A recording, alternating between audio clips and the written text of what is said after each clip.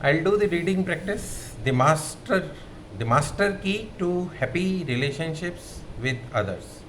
Judge not that ye be judged.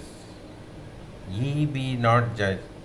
For with what judgment ye judge, ye shall be judged, and with what measure ye mete, it shall be measured to you again. This is some verse I have read, Mat 7 1.2. The key to harmonious relations with others lies in the close study of these verses and the application of the inner truths they represent. To judge is to think, to arrive at a mental verdict or conclusion in your mind.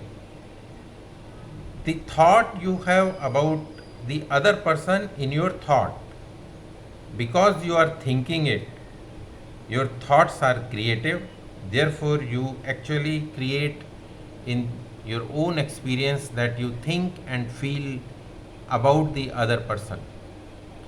The suggestion you give to another, you give to yourself as well, because your mind is in the creative medium. This is why it is said, for with what judgment ye judge, ye shall be judged. This means that in applying standards and criteria to others, you create those standards and criteria in your subconscious, which then replies them to you. Once you know this law and understand the way your subconscious mind works, you will always be careful to think, feel, and act right towards others.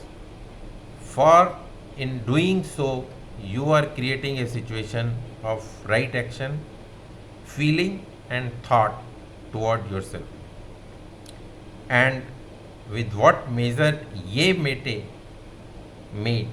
it shall be measured to you again. The good you do to others comes back to you in like measure, and the evil you do returns to you by the law of your own mind. If someone cheats and deceives another, he is actually cheating and deceiving himself. His sense of guilt and mood of loss inevitably will attract loss to him in some way or the other. His subconscious records his mental act and reacts according to the mental intention or motivation. Your subconscious mind is impersonal and unchanging, neither considering persons not respecting religious affiliations or institutions of any kind.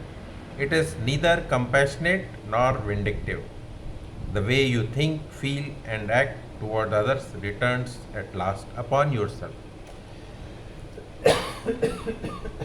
This is G.S. Anand signing out until we meet again.